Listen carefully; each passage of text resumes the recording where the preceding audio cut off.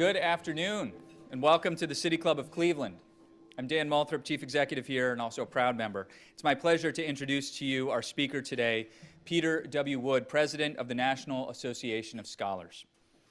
The contemporary global sustainability movement has seen an almost meteoric rise in the public consciousness. The definition of sustainable development was created in 1987 by the Brundtland Commission and adopted by the United Nations into its bylaws in 1992. The definition the Commission settled on is development that meets present needs without compromising the needs of future generations. And since that time, sustainability practices and programs have been integrated into the public and private sectors, including, of course, higher education.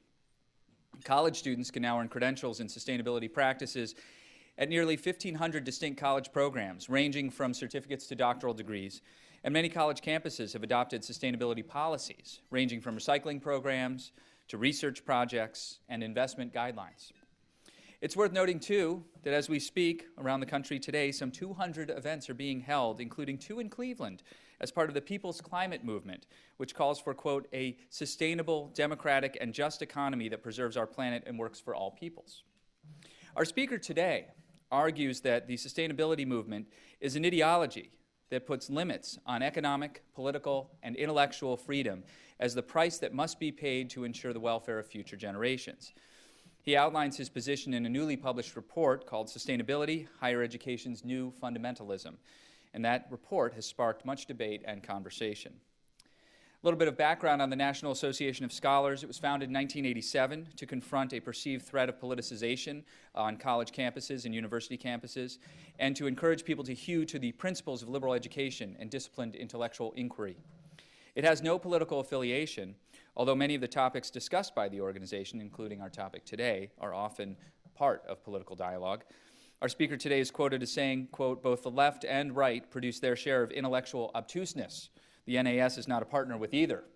We are not a political organization, but a body of scholars who hope to sustain a vision of the university as a fundamentally good institution that deserves to be sustained. Dr. Wood was appointed president of the NAS in 2009 after serving as its executive director. He was a tenured member of the anthropology department at Boston University, where he was also associate provost and the president's chief of staff. Ladies and gentlemen, members and friends of the City Club of Cleveland, please join me in welcoming President of the National Association of Scholars, Peter W. Wood.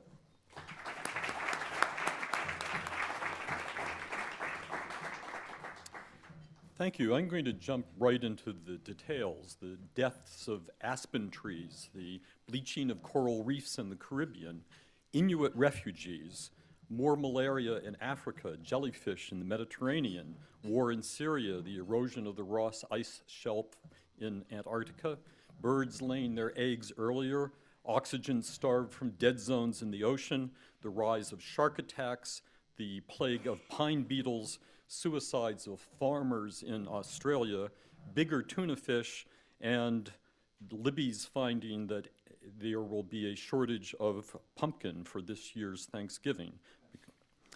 What are those? That's a very selective list of some of the things which global warming is now seen as a root cause.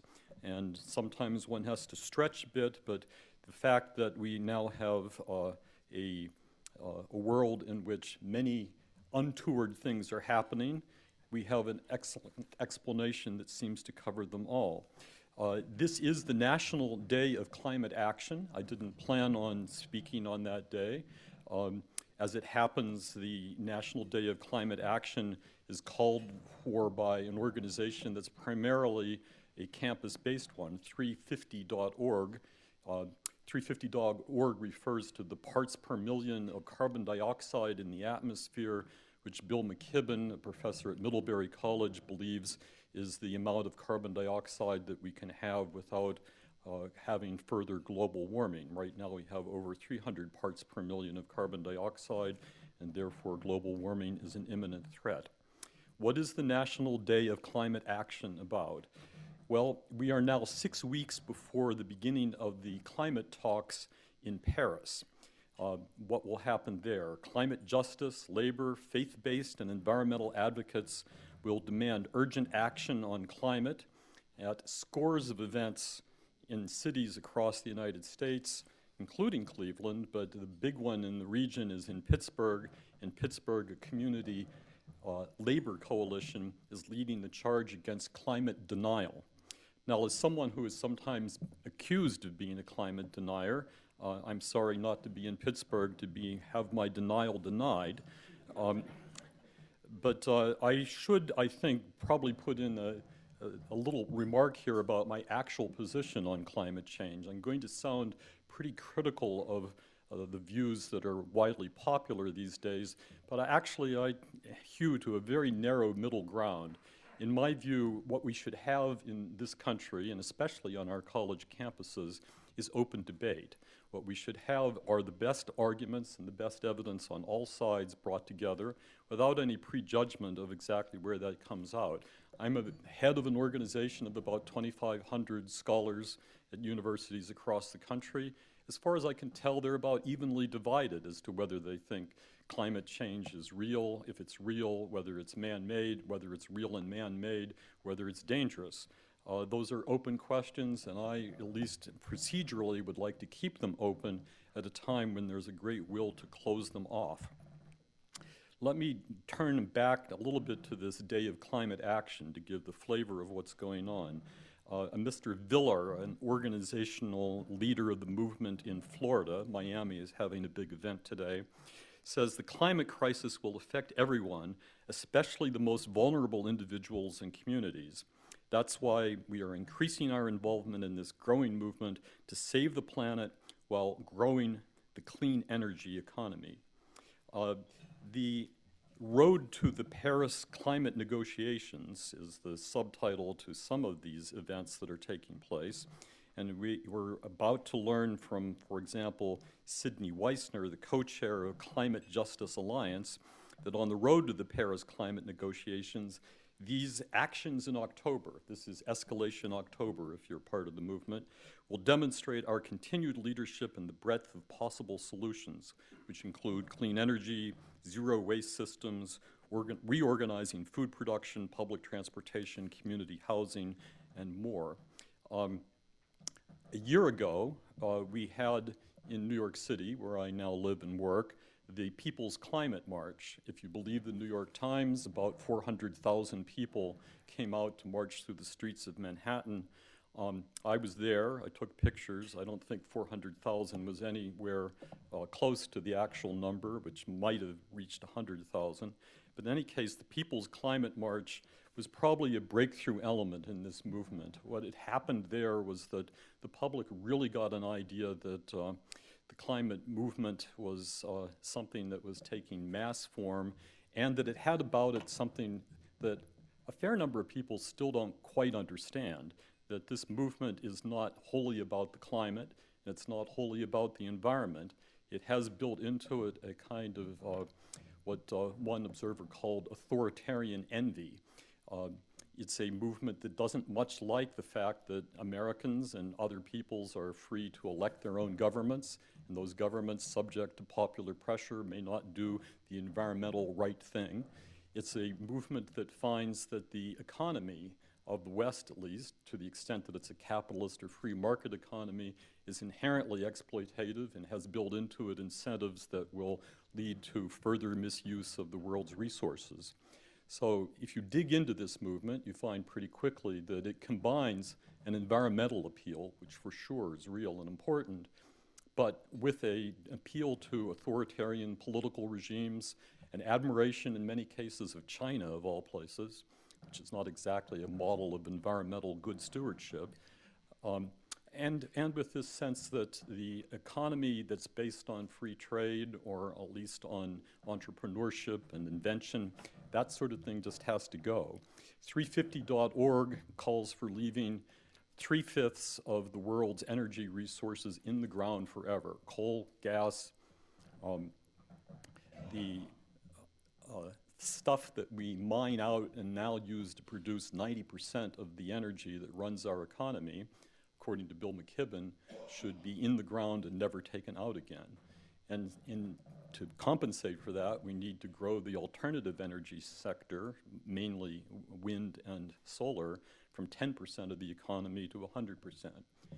No scientist or engineer realistically thinks that's something that can happen anytime in the future.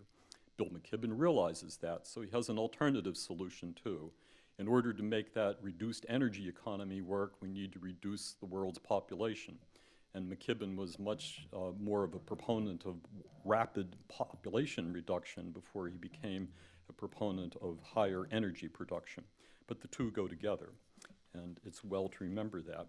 Now, this day on the National Climate Action has produced a fairly robust response in the press, and last night we found that the greatest national security issue, according to the Democratic candidates running for President of the United States, is global warming.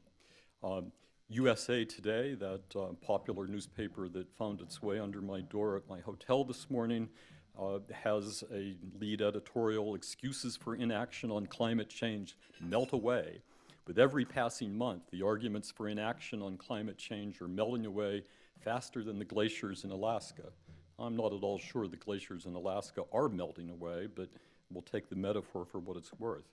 An overwhelming majority of climate scientists agree that human activity is warming the planet. In fact, 2015 is on track to eclipse 2014 as the warmest year on record.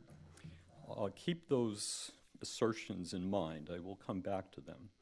On the 1st of September, a climate scientist named Jagdish Shukla wrote a letter to President Obama and to other members of the White House calling for the use of the RICO statute to prosecute climate deniers.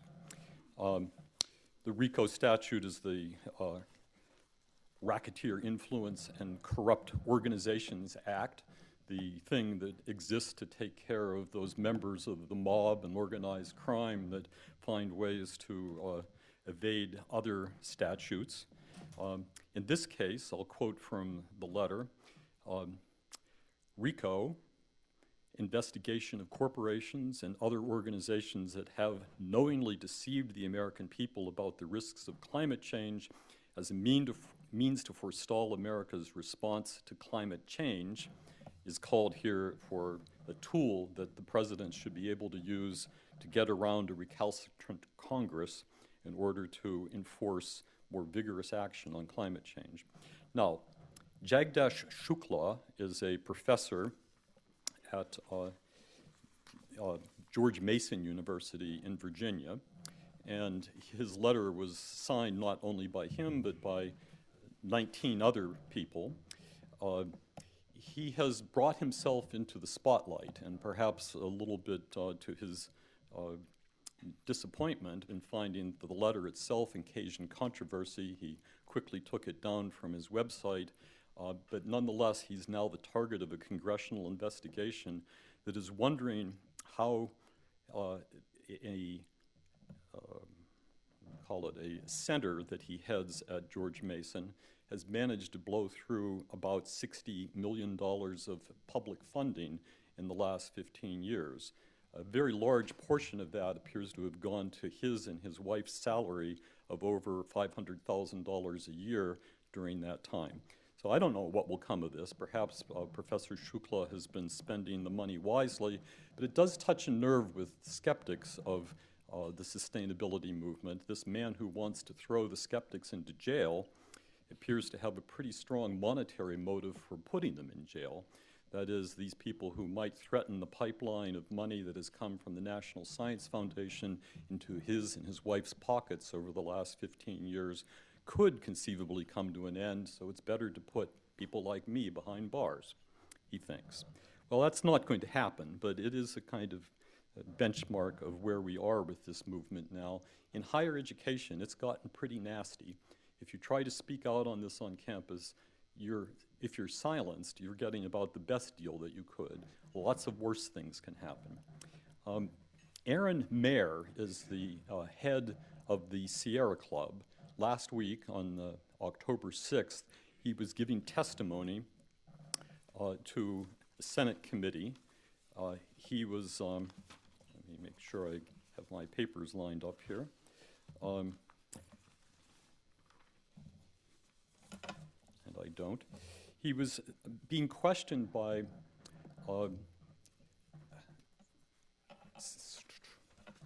pardon me, I hate this when this happens, but it happens. He was being questioned in the Senate Judiciary Subcommittee on Oversight by Senator Ted Cruz, who also is a presidential candidate. Cruz, in about a minute and 45-second segment that has been widely replayed on the internet, asks Mr. Mayor about his position and that of the Sierra Club on global warming, and gets an answer that says that the preponderance of evidence favors that there is global warming and immediate action is necessary. Cruz presses on with this question, and I watched it over again last night. We have a total of 9 times in which Mr. Mayor explicitly says 97% of scientists concur and agree, or variations on that. Every time Cruz asks him the question, he simply robotically repeats, 97% of the scientists agree with me, 97% of the scientists agree with me, 97% of the scientists agree with me. And Cruz presses the issue, but what if there's evidence that they're wrong? 97% of the scientists agree with me. Well, that kind of bookmarks for me the idea that that 97% figure is something to take a look at, and I will come back to that in just a moment. Let's put down just one other marker on this. At the very beginning of August, there was a terrible spill at the Gold King mine in Colorado, and the Animas River was the recipient of about 3 million gallons of highly toxic sludge, cadmium, lead, arsenic, other things which you probably would not want to have on your dinner table. It was an accident that came as the result of a botched effort by EPA employees to clean up a mine that had been abandoned for many years and which was not leaking any sludge at all. There are some 230 such mines in Colorado alone, and many more throughout the West. It could have been a one-off terrible accident. The EPA was sorry about it. Not a single EPA employee was disciplined or fired for this. It's just business as usual. Things weren't going so well. As it happens, 2 days ago, the Standard Mine in Crested Butte, Colorado, had another spill, this time much smaller, only 2,000 gallons flowed out into the public waterways. Guess who was in charge of that project? The EPA. Now, let me turn back to this idea that we are taking these steps largely because of the threat of global warming, and that we know that global warming is a real and established thing on the basis of scientific authority. A whole lot of scientific authority. 97% of climate scientists agree. I doubt that there's anybody in this room who hasn't heard that. Moreover, I doubt that there's anybody in this room who hasn't said that, but maybe I'm wrong. Let's take a look at that 97% figure, which I think deserves a little bit more scrutiny than it usually gets. Where did it come from? Who said that? What's the figure based on? Well, as best I can tell, the first attempt to create this counting of what the consensus on global warming would be was in 2004 when Naomi Oreskes, who is a historian of science at Harvard, did a roundup of about, 928 articles, not about, that's exactly right, published between 1993 and 2003. And she calculated on reviewing these articles that 75%, not 97%, 75% of them held to the view that human activities are responsible for most of the observed warming over the last 50 years at that point. She didn't find 75% who thought that was catastrophic or that there were problems that had to be remediated because of it, only that human activity had some role in creating the observed warming. That figure stuck for a few years until 2009, when a woman named Maggie Zimmerman, then a graduate student, published an article in EOS, the Transactions of the American Geophysical Union. She's the one who first came up with the 97% figure. What did she do? Well, her methodology was to send out 2 questions by email to a whole lot of people, to 3,146 people. Of that 3,146, she immediately erased some 3,100 of them until she was down to 79 respondents. The figure of 97% refers to 97% of those 79 respondents. What kicked out all the other people? Well, she decided they weren't really climate scientists. They were physicists, they were earth scientists, they were something scientists, but they weren't climate scientists. So 100% of the people who agree with her. We have the 97% figure consists of people who've written peer-reviewed publications in the field. Okay, I'm relatively convinced that 77 of the 79 people took a position in peer-reviewed articles and answered her survey questions that they think global warming is real, that it's a problem, and that it's human-caused. But that doesn't tell us very much, because there are a lot more than 79 people in this country who have intelligent things to say about this. The 97% figure was reported on the front page of the New York Times and other places. It soon became viral. It's the number that sticks in everybody's head. Zimmerman got some support for it shortly after that. In 2010, a man named William Anderegg, a student at Stanford at the time, used Google Scholar, and probably all of us have used Google Scholar at some point, and looked at 200 of the most prolific writers on climate change. And he calculated that 97.1% of those 200 people agreed with the global warming hypothesis as man-made.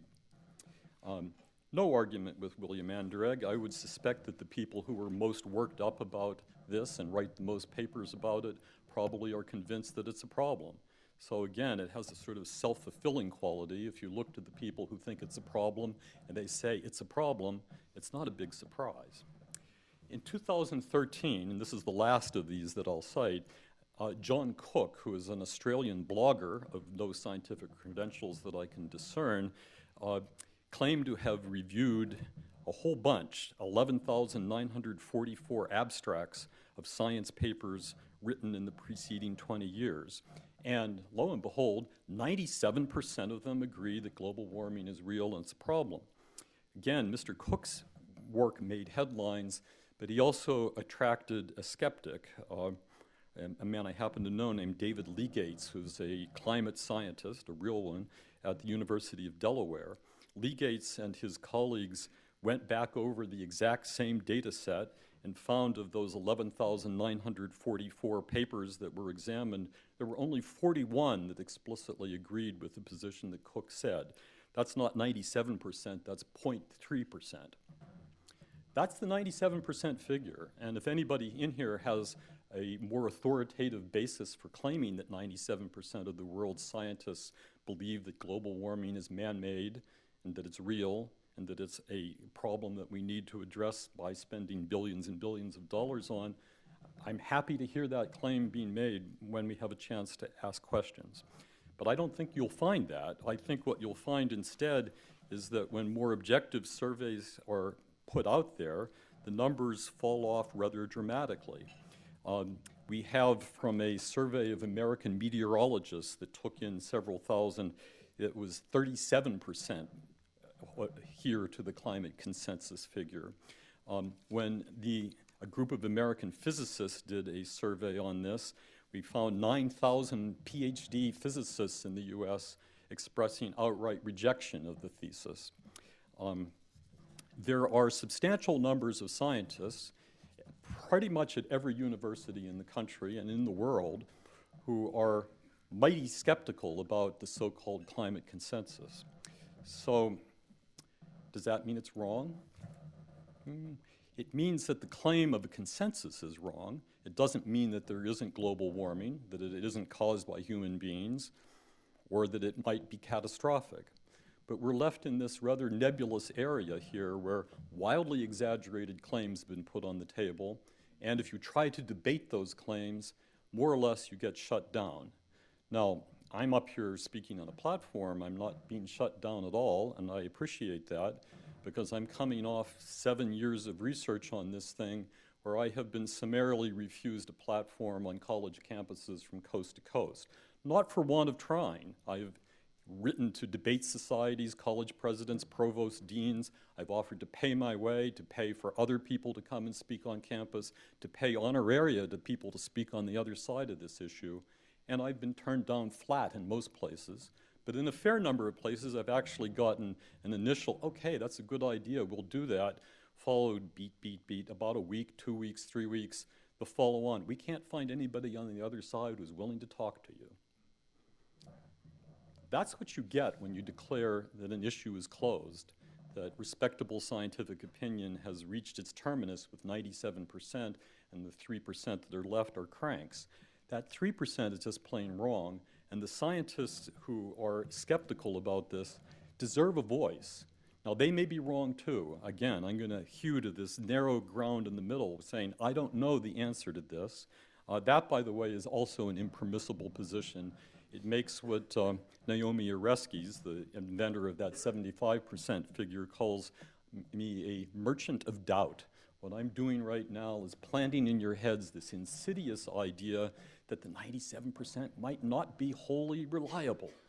And once you have that doubt, that I'm pretty much in the same position, as she puts it, as a doctor shilling for the cigarette companies in the 1950s who knew they couldn't win the medical debate on its merit, but they might be able to delay the day when cigarettes would be regulated by making people wonder, well, maybe they aren't so safe or unsafe.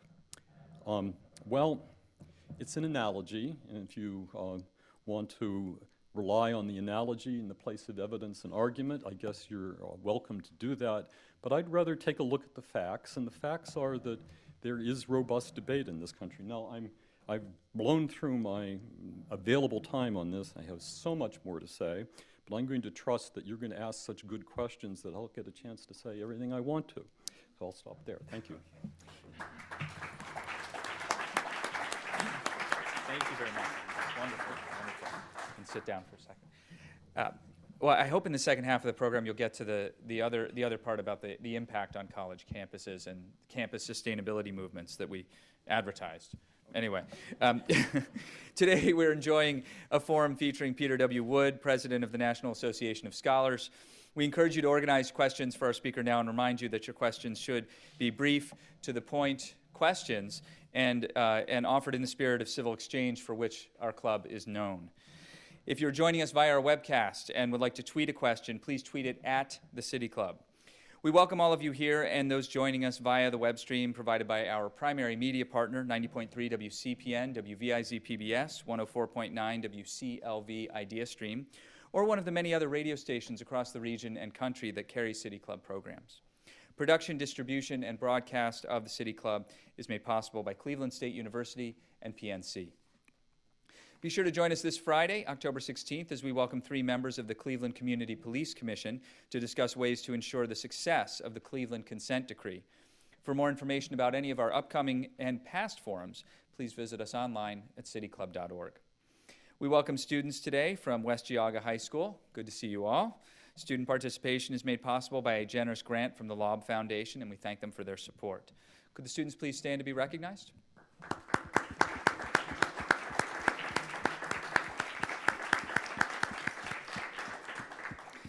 Now it's time to return to Mr. Wood for the traditional City Club Q&A. We welcome questions from everyone, members and non-members alike. Holding our microphone today is Content Associate Teddy Eisenberg. We have our first question. Thank you very much. The factual, peer-reviewed scientific findings about the enormous risks of climate change are clear and really overwhelming. It's the data from multiple lines of evidence around the world. But Mr. Woods keeps trying to claim that there's a debate about this. And that is the same tactic used by the cigarette companies when they tried to create a phony debate about the health risks of smoking. So my question is for Mr. Wood, isn't it just embarrassing to be using such a discredited and immoral tactic like the cigarette companies did? Or does all the funding that you now get from oil and gas interests make it worth your while? Thank you. I'm unaware that I receive a penny of funding from oil and gas interests, so that's a canard. I'm sorry? The Root Foundation founded on oil and gas money? Mr. Roop has some of his money from oil and gas, that's correct. I don't believe he's currently in the business.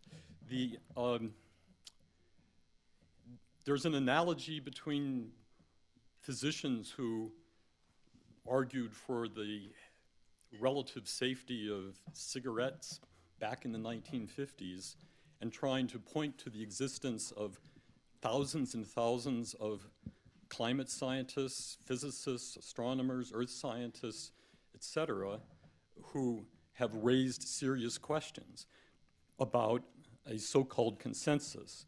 There is no analogy that stands scrutiny on this at all. I'm a member of the American Association for the Advancement of Science. I read Science Magazine weekly. I read other science works. Despite the embargo on skeptical views, a fair amount of this stuff, pardon, does get through. We had just a few weeks ago the discovery that the level of isoprenes produced by the oceans is many times that was encountered in the, or encompassed in the existing models. Isoprenes are organic molecules that form the nucleus of snow and ice. They're released by the oceans into the atmosphere, has a cooling effect. This is an error in the current climate models, which once they're adjusted to take account of this, are going to have to reduce the projected global warming. Now, that's not phony science. This is stuff that's being produced by mainstream scientists, in this case in Germany and in France. Every day, if you dig deeper into the scientific literature, there's mountains of stuff that form the basis of legitimate questions about the way in which climate models have been put together. The claim that there's consensus is based on groupthink. It's based on the idea that a so-called consensus can be used to silence those who dissent. The analogy to cigarettes seems to me to be specious. It's conjured up by Naomi Oreskes as a way of trying to besmirch the character of anybody who dares dissent. Okay, I'm happy to endorse this free exchange. You can blacken my character as much as you wish by saying that I'm on the take. In fact, I'm the head of this very small organization. Its budget is $1.3 million a year. Almost all of that is raised by grants from a few foundations and by donations from individuals. The energy industry in this country, as far as I can tell, doesn't know that I exist, and they certainly aren't paying me to be up here making this presentation or arguing about the need for greater academic freedom on our campuses. So you're just wrong. Good afternoon. I have two very quick questions. You made a statement, there are scientists at every university in the world who don't believe in global warming, and I wanted to ask you don't believe in the global warming consensus model. I mean, it's a complicated thing. I'm really focused on the statement about scientists in every university in the world. I'm wondering what research you did to be able to make that statement. And my second question is, you said, I'm not sure glaciers are melting away. My question is, why are they getting smaller? Some are getting smaller, some are getting bigger. I mean, we've had glaciers melting in Alaska and other places for the last 10,000 or so years since the end of the Pleistocene, when ice sheets covered all of North America and Northern Europe. Ice melts, that's sure, but glaciers also expand. A few years ago, we had the claim that the glaciers in the Himalayas would be all gone by year 2025. Then the IPCC retracted from that when it turned out to be just somebody's talking point. As to my claim that there are skeptics on every college campus, I can't prove that. What I do know is that I've got 2,500 members of my organization. When I'm in communication with them, I find a great deal of skepticism. They're spread out on college campuses around the country. Now, 2,500 members can't encompass every college, or about 3,000 colleges, so I'm 500 short. But I would take it on a wager that I would win that you would find at least one skeptic on every college campus. I'm in the network of people who talk about this all the time. I encounter skeptics everywhere I go. Sometimes they're coming deep out of the closet to admit that they're skeptics, but when they find a sympathetic voice that isn't going to try to shame them for being a tool of oil and gas industries or a cigarette salesman, I find that they're perfectly willing to say, yes, this science is suspect. Yes, George Dent. First, in light of the last two questions, I just wanted to point out a news item I just happened on this morning. A new study in the Journal of Climate finds that Antarctic sea ice has grown to a record large extent, baffling scientists seeking to understand why this ice is expanding rather than shrinking in a warming world. Basically, the scientists don't understand this is a very complex system, and they don't understand it very well. But I want to take up your invitation, Dr. Wood, and the invitation from David Walthrop to ask you about what's going on campus, the use of eco-reps and other devices to try to impose orthodoxy about sustainability. Okay. Eco-reps are students who have been appointed by their college administrations to be essentially the enforcers of climate orthodoxy on campus. They sometimes take the role of going through people's trash to make sure that proper kinds of recycling are taking place. They are also oftentimes the people who are charged with going around and getting students to sign their climate pledges to have a zero carbon or at least greatly reduced carbon footprint for the rest of their lives. Colleges have, in many cases, signed something called the American College and University President's Climate Commitment. It's a short document that the college presidents sign. About a third of American college presidents have already signed it. What it does is commits the institution to reducing its carbon footprint by a date certain, to submit periodic reports at what progress is being made, and making the sustainability doctrine a central part of what the college does.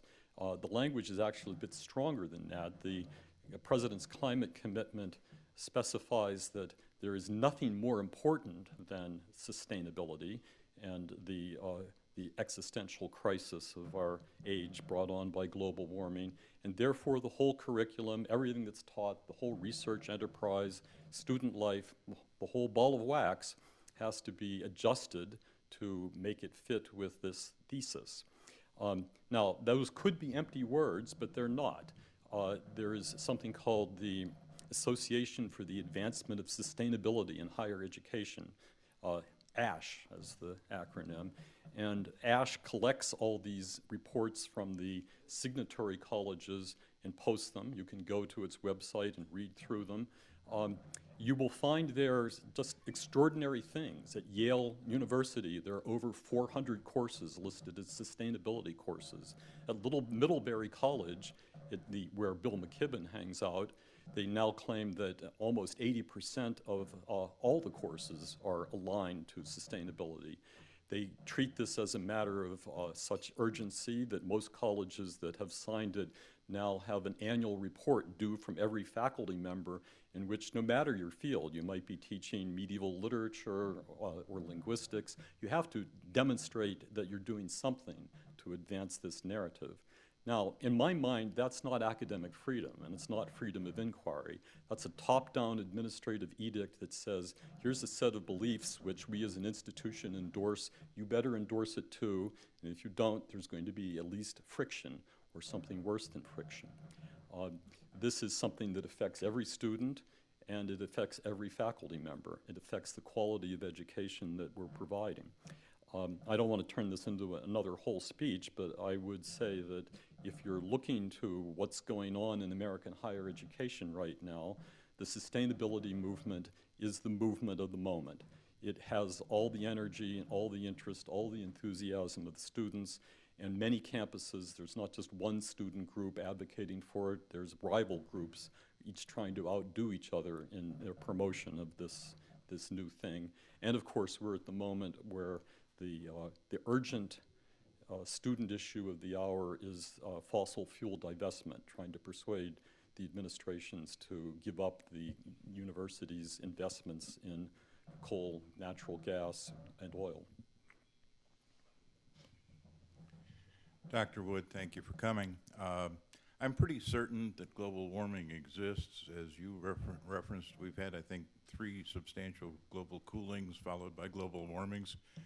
But I want to hone in on the science of carbon dioxide, particularly in that role, and also the overall development of climate science.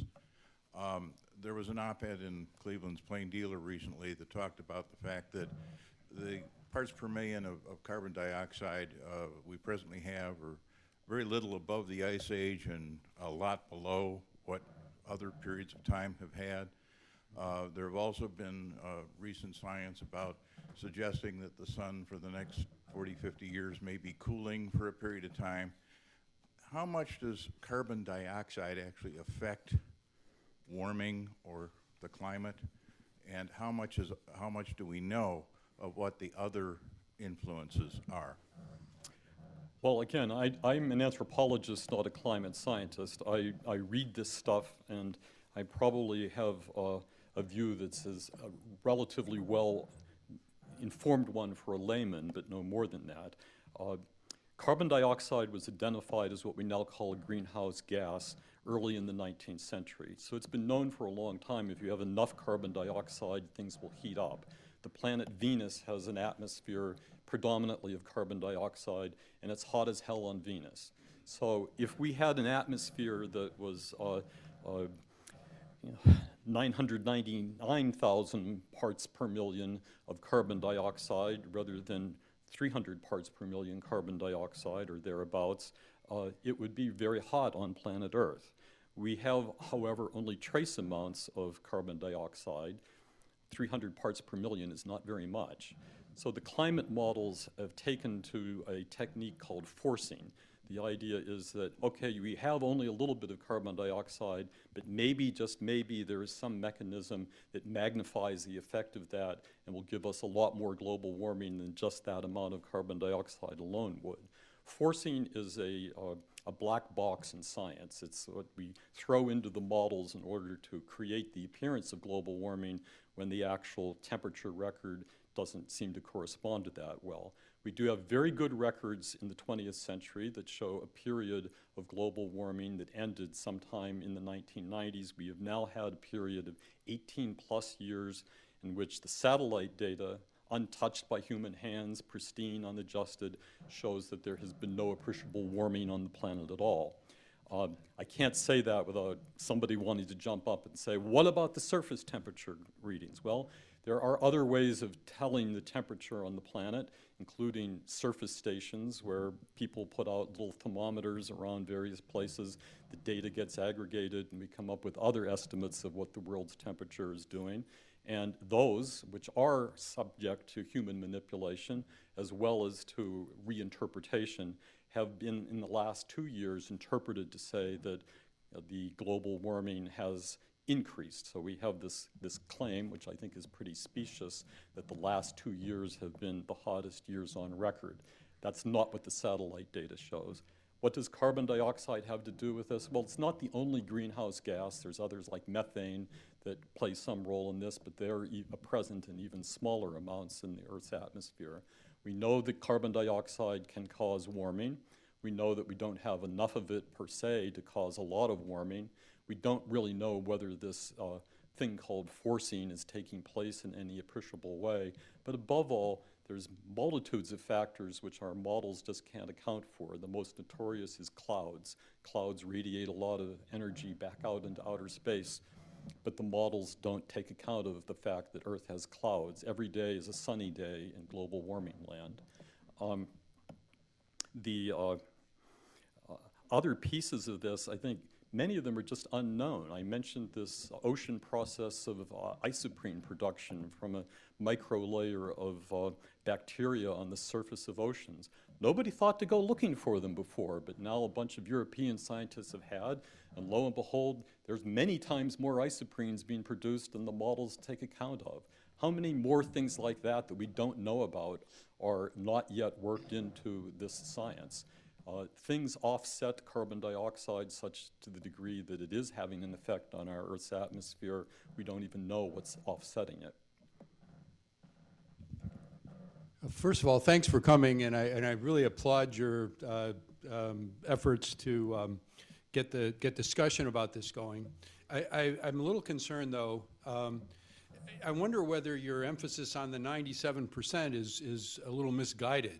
And you know, if you look at the National Climate Assessment last year, or 2014, you got National Oceanic and Atmospheric Administration, you've got the Department of Defense, you got the CIA, NASA, you got all these credible organizations, I think, signing on and giving all their indicators and why they believe that this is a serious problem, and they say this is something that we have to deal with. So I don't think you have to have a 97% consensus for there to be a pretty serious problem, and for people to stand up and pay attention and go, yeah, you know, this is something we need to think about.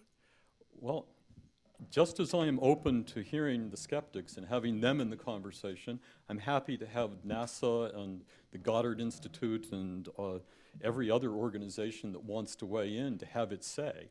But let's make sure that those who want to have say bring actual evidence forward, make that evidence transparent, and don't simply rely on authority to make their claims. The 97%, I dwelled on it because it's the thing that everybody has heard. That 97% is meant to be a club which beats the dissenters into silence. Citing the august scientific bodies that have officially put their imprimatur on the idea has the same effect. It's really a kind of shut up. Now, if those same bodies are willing to engage in real discussion with their critics and opponents, I'll take them a lot more seriously. But when you have a body that has a vested financial interest in taking one side of this equation, and then also takes the position that we brook no dissent, we welcome no discussion, I think we have a problem. Thank you so much for coming today, and I admire the City Club of Cleveland for having you. I will say that there were some snarky remarks on the Facebook posting when you were going to come, so despite the City Club's obvious support of free speech, there were some members who weren't pleased that you were coming, so I salute you. I want to know, can you name some useful geologic or physical science histories? Histories of the Earth's warming and cooling, histories of the effects of volcanic eruptions that I understand have had far more impact on the environment for warming or for cooling than the population of human beings since humans have walked the Earth.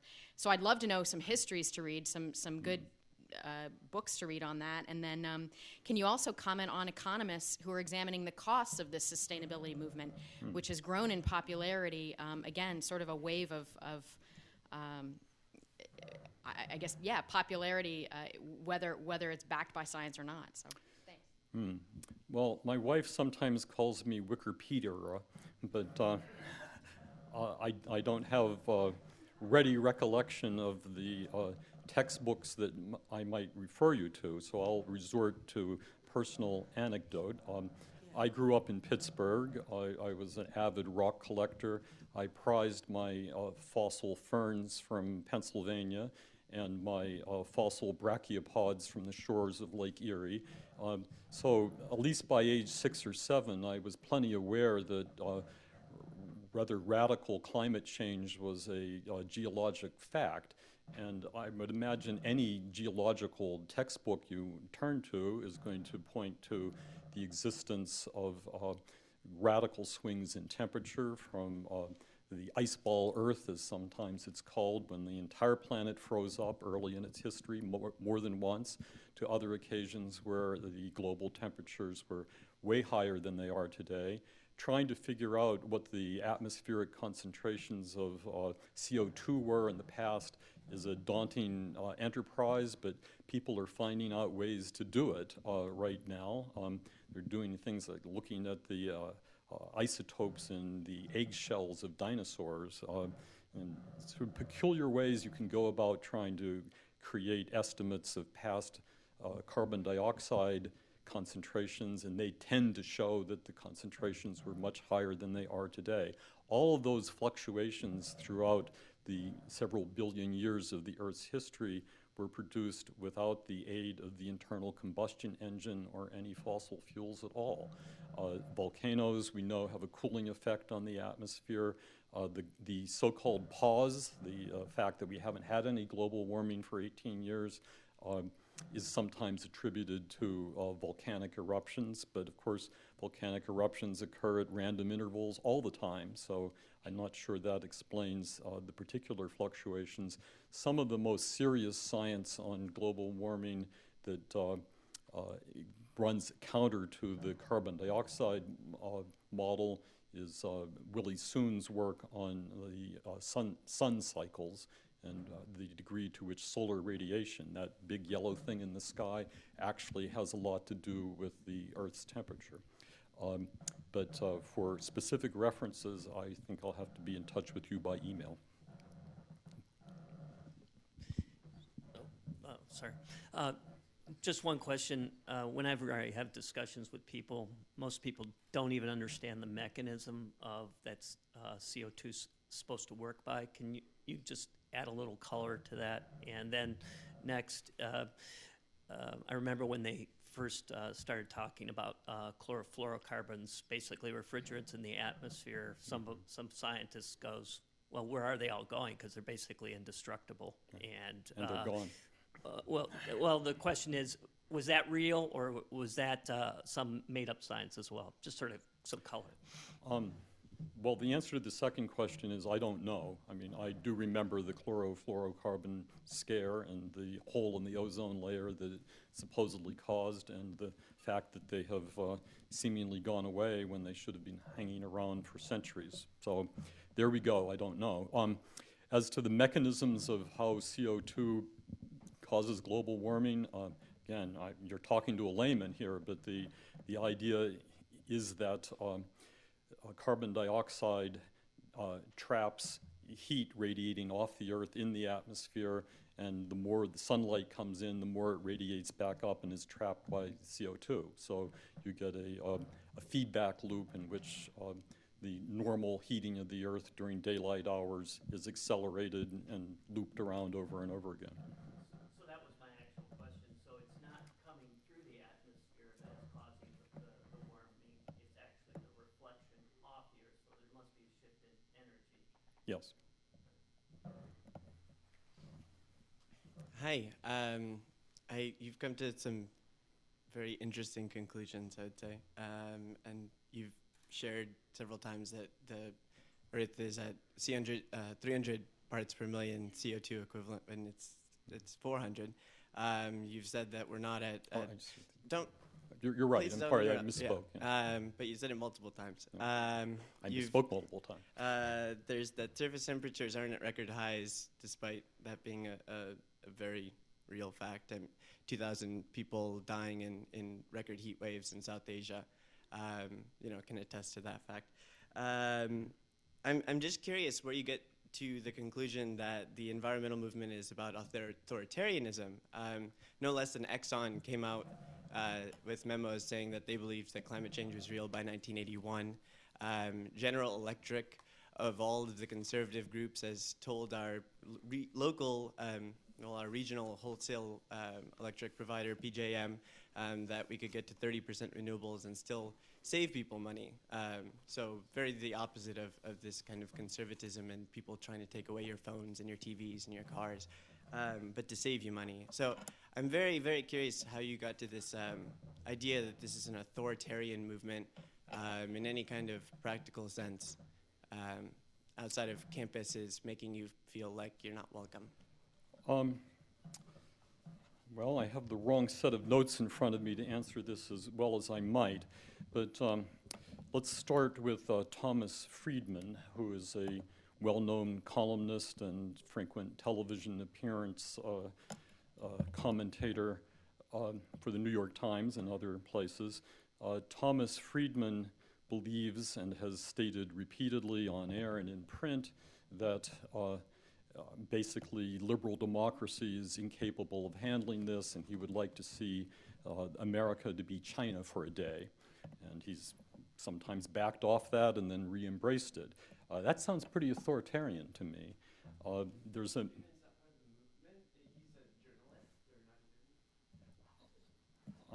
you were off air there, so I have to repeat your comment. Your claim is that he's a journalist, and therefore he's not part of the movement. But it certainly strikes me, and I think it would be most people, that the American mainstream press is very much a part of the movement. It has been friendly to the movement. It reports on the movement's claims. It seldom, if ever, reports on claims of those who disagree with the movement.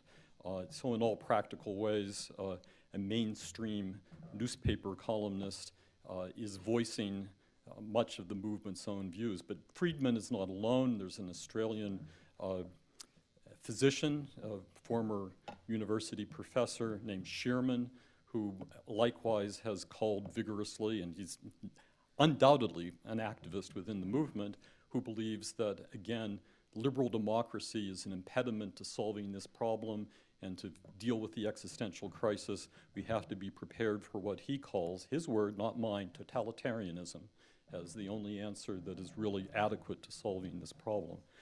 As to mass deaths due to heat waves, I believe mass deaths due to heat waves are a historical fact going back as far as human records can be discerned. The fact that we've had such tragic deaths in recent years is one of those things that can be tagged on to claims of global warming, as almost anything else can. I'm sorry to put it in the same category as the shortage of pumpkin for Thanksgiving this year, but really there's no cause and effect demonstrated or proved. It's that two events are taking place. One for sure takes place, people are dying. The other is that there may be global warming to be attributed to this. Cause and effect, you're doing nothing more than saying that two things have happened. And you're happy with that? That's good for you. Number one, I want to thank you for speaking up for science, because I think the silencing of skeptics is as anti-science as you can be, because you have to be skeptical as a scientist in order to advance the science. So the shutting down of skeptics is a bad thing, regardless of the topic. I would like to ask a question about your statistic about skeptics, because you have referred to the full, and I forget the term you used, but the whole concept of global warming plus the effects of global warming. And I would say I am not a skeptic of global warming nor man's contribution to that, but I'm very skeptical of attributing every natural disaster to global warming. And so when you say they're skeptics, at what point of that range are you talking about, the skepticism?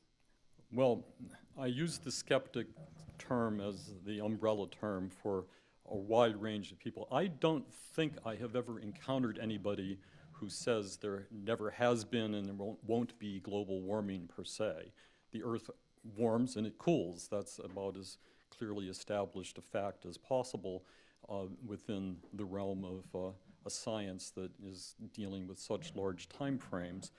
The questions that really matter are whether the global warming experienced in the 20th century was induced by human activity, whether that trend towards global warming discerned in the last century is likely to resume or continue, depending on whether you take the surface temperatures as a valid proxy, and whether the degree of global warming that is likely or possible is hazardous. That's another dimension of the debate we haven't really touched on. There could be man-made global warming that is in fact beneficial. It helps trees grow. We are in the midst of a tree renaissance in the northern hemisphere. There's more trees in North America now than there were at the founding. therefore not necessarily faced with a catastrophe if the first two hypotheses are true. Global warming is real and it's caused by human beings. This seems to me to lead to a need for better distinctions than our current vocabulary for talking about this are. Who are the skeptics? There are all kinds of people, from sort of crazy out there conspiracy theorists to those who are, they call themselves now eco-modernists, who accept that global warming is happening, that it's significant, it's human caused, but they think that cutting out the use of fossil fuels would destine the third world for endless poverty and further degradation of lifestyles. So the idea of what we do about it is got to be separated from these other things. Thank you very much, Peter. Today at the City Club, we have been enjoying a forum with Peter W. Wood, President of the National Association of Scholars. Thank you, Mr. Wood, for joining us at our platform. Ladies and gentlemen, thank you for your spirited engagement. Our forum is now adjourned.